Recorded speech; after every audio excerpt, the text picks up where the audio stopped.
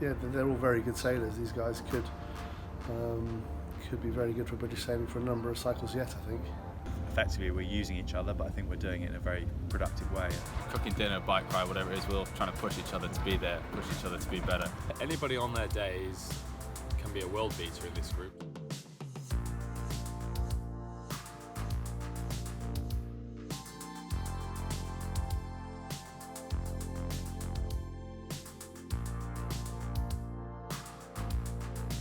So currently we have a fairly well-defined group of 5. You've got myself, then you've got Jack Weatherall, Elliot Anderson and Lorenzo, who are all born within a month of each other. They're all a year older than me, which makes me the baby of the squad.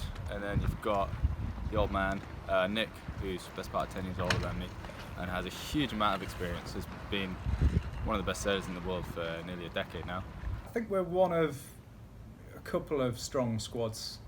You know, the Aussies have been traditionally strong the last 8, maybe 12 years, and I think where we've maybe had one standout sort of sailor, we've maybe lacked that depth in recent cycles. It's a nice problem to have. It makes a whole load of decisions harder about whether you're just going back to resources. You know, do you try and keep the 5 together and support all 5 all the way through as long as you can until they prove that they're actually probably not going to make that final step? Or so even from that level on, it creates problems, but it's a nice problem to have, and my belief is you give everybody the chance to prove me wrong as long as they can.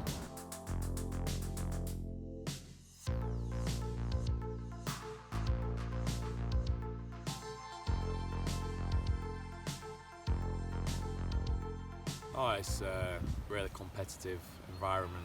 Everyone's really pushing each other nice and hard and trying to get one up on each other the whole time, I'd say. On the water we push each other very hard, and off the water we have a lot of respect for each other. I think at the minute we've got real depth in our squad. It's got a lot of guys from a young age all the way up to sort of myself and now as a senior member of the team, and we've got a lot of experience but a lot of drive and motivation to want to beat each other all the time, yet we're still able to be good mates off the water and push each other all the time. So yeah, it's a very good squad dynamic.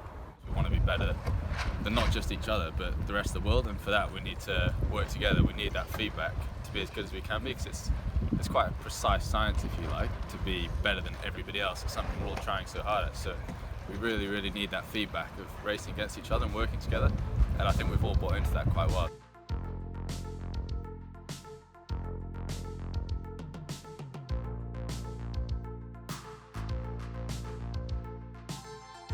I think this is what the good thing about the British sailing team is that, you know, we work as a squad. We're very close. In Rio, me and Elliot were training partners for Nick all the way up, and that also helped us a lot. So yeah, I think it's important for the team just to make sure that those 2 or 3 or even 4 teammates stick alongside the guy who's picked, just to, you know, keep them trucking on. We all want to see each other be there when we're pushing each other. You know, you don't want people to drop out, whatever it is, maybe kind of cooking dinner, bike ride, whatever it is, we're all trying to push each other to be there, push each other to be better. We are fortunate, as I said, we do get on well, and we do have, I think we know that we need to work together to be able to succeed. I think in other squads, not necessarily in the British sailing team, but in other squads I've seen, yeah, it absolutely works in a negative way. You know, they end up not training together. It's definitely a difficult thing, but I think we manage it very well as a squad.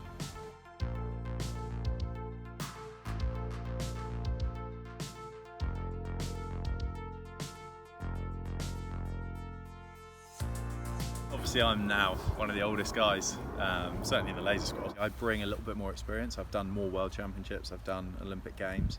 At the end of the day, ultimately it comes down to going out there and racing. You know, I think a lot of the stuff that comes from experience is a bit more internal, and it's quite hard to share with the other guys. So, you know, I do my part and I try my hardest to share information. I think it is important to leave behind a legacy, effectively, for the future, and that's something I am trying to do. So effectively, even though I know it's going to make my trials very difficult, I'd still rather do that and leave the squad in a good place than be a selfish guy that's, you know, all about myself and just done with it when I finish. Nick's always, you know, he's been a good friend off the water. He's a good training partner on the water. I guess it's changed slightly. In the Rio cycle, we were kind of all supporting him, but learning at the same time. So quite a good opportunity in training with Nick in Rio in the build up to that Olympic Games. He is a bit older, but he's quite a youthful guy. You know? He still likes to have a lot of fun. He's 32, but he's not in a way. He's more like the 25-year-old age. That's how I see him.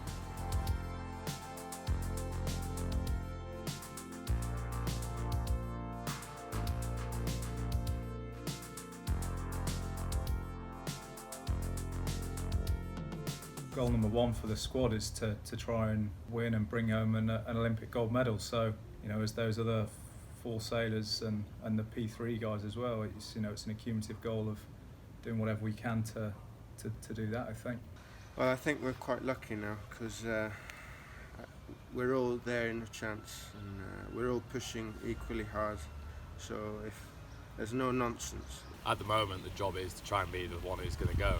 But if that opportunity gets taken away from you, I think there's almost an onus to try and commit to that guy who really pushed them on in the final year and see the job through. I think the job of the other 4 is to push that person in that boat as hard as we possibly can to give them the best chance of when we're all gone and it's the Olympics, it's just them and the rest of the world, they've got the best possible chance of beating everyone else. That's our job. You know, from experience, when that decision's actually made, how you react to it in the short term emotionally does have a bit of an impact, I think, on some of the decisions that'll be made. But I think most of them are young enough that they'll want to be in that support group to help that person do well, but enhance their own learning. You know, that final run-in, obviously the focus becomes on the games team, rightly so, but there's plenty of things to learn alongside them, probably without the pressure as well. So you can see someone else experiencing that, so you learn from that, but meanwhile you can keep on chasing your goals,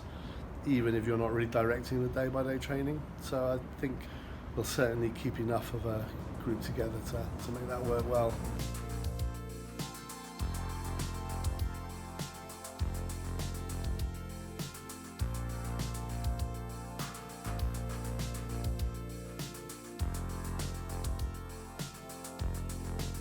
I think it's really good, but to be honest, that's all I've kind of ever known, because we've always been together. I've always been involved in a strong squad.